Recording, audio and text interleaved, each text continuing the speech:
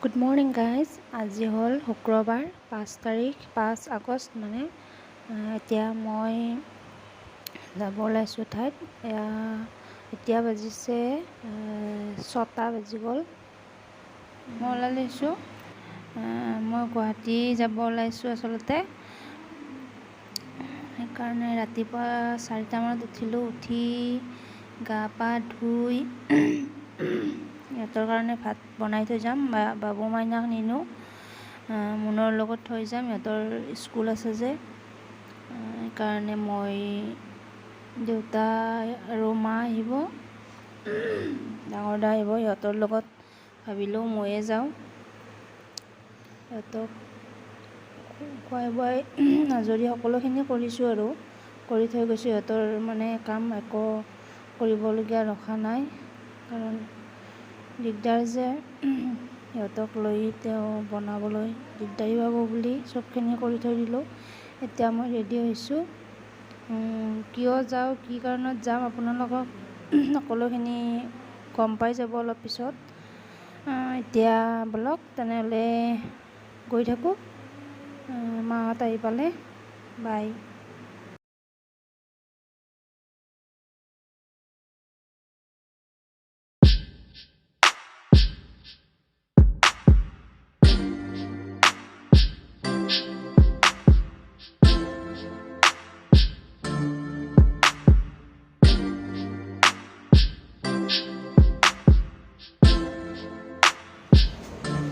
Medical আহি পালোঁ।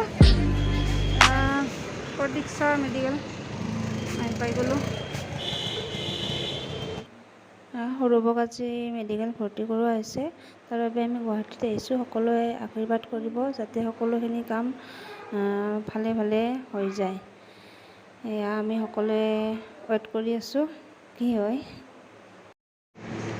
এজনী মাহী কেনে লাগি আছে কওঁ।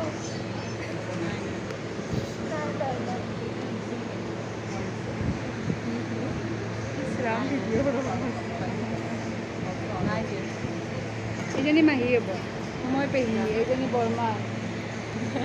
ৰখি আছোঁ আমি এতিয়া, লৈ গৈছে। এইবাৰ মাহঁতৰ লগত মই বহি আছোঁ, মাহঁতৰ ওচৰতে। ভাগৰ লাগি গৈছে, দিনটো এনেকৈ যে আছোঁ ৰখি। এয়া মোৰ মা আৰু এয়া মোৰ সৰু বৰমা।